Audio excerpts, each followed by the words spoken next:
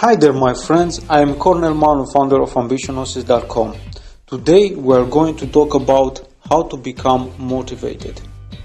Maybe you are here because you have a hard time chasing your dreams. Or maybe you procrastinate a lot and don't seem to find that fire within to push yourself forward. Or maybe you are going through a tough time and you need some inspiration to lift yourself up. Either way, I'm going to give my best trying to answer this question so I provide something valuable for you. So how do we become motivated? To answer it in details, I split the question into 3 parts. Now let's get to it. The first part is, what is motivation? It might seem like an obvious answer, but I bet it's not the answer you might expect. If you ask me, motivation is the sum of all emotional reasons for us to do something. I'm going to repeat this because it is so important. Motivation is the sum of all emotional reasons for us to do something. You notice the fact that I say emotional reasons and not rational reasons. That's because we are emotional creatures and we are driven by what we feel. Regardless of how intelligent we are, how much IQ we have and what college did we attended, most of our decisions are based on how we feel. In fact, studies show that emotional intelligence is the most important factor in determining the quality of people's lives. Emotional intelligence is the ability to understand, control, and express your own feelings. We can simplify this even more. If we would merge all emotions that we have into just 2 of them, we would have pain and pleasure. We do things in life to gain more pleasure and to avoid pain. That gets us to the second part, which is what holds us back. You might ask, okay, but I really desire my goals and I want to achieve them. Why am I not there yet if emotional reasons are everything I need? The answer again is very simple. When we lack motivation or we procrastinate a lot, it's usually because we are emotionally stuck. That means we have pain and pleasure that push us in a different direction. Let me give you an example. Let's say that I want to lose weight because I'm overweight. The pleasure is thinking about how sexy I'm going to look, how confident I will feel in my own skin, how proud I'm going to be of my body. That's the pleasure that attracts me to losing weight. But when it comes to dieting and working out, I see them as a burden. I don't like them and I see them as punishment. Probably I starve myself and put myself to incredible physical stress, which simply means pain. And like I said before, we unconsciously do anything to avoid pain. So we are going to sabotage ourselves at every step to avoid doing the workout and dieting. This is an emotional conflict where one part of us pushes us in one direction and another part of us pushes us in opposite direction. The result is that we don't make any progress at all. Or let's say that I want to make a lot of money, but I love to sleep. And I don't like to work extra hours.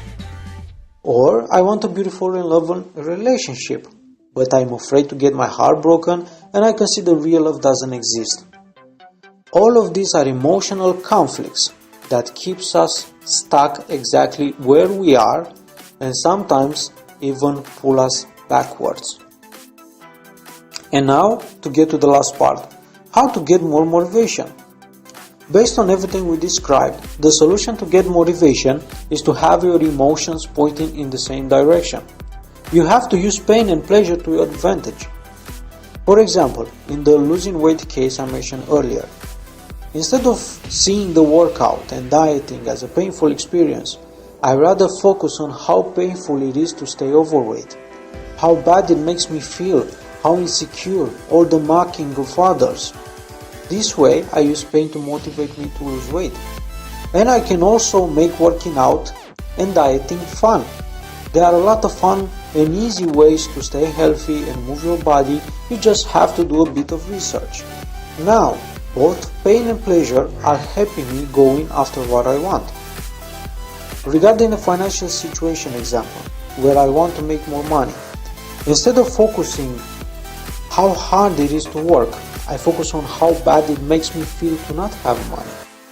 How my heart gets broken thinking about not being able to provide for the ones that I love.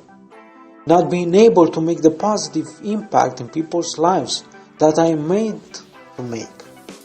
All of this pain is what I need to push myself forward financial independence.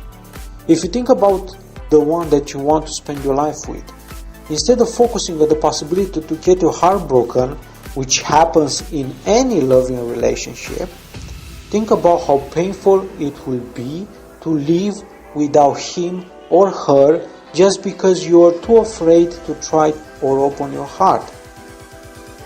That in itself is a strong enough motivation to pursue the love of your life. I gave the simple examples to illustrate how you can use the powerful emotions of pain and pleasure to your advantage.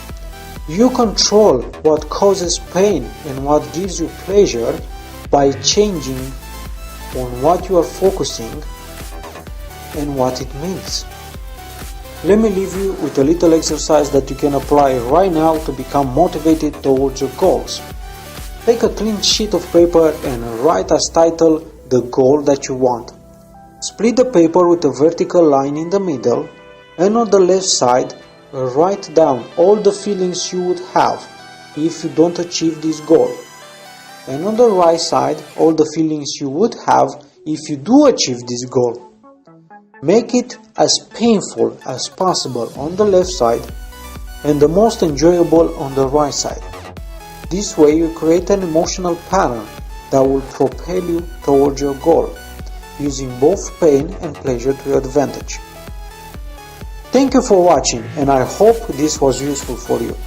It is my first video here, so subscribe if you want to get notified when new videos arrive. Also, give it a thumbs up and leave a comment below, and I will be sure to check them out. If you want even more inspiration, head over ambitionhorses.com and read free life-changing articles to your success and fulfillment.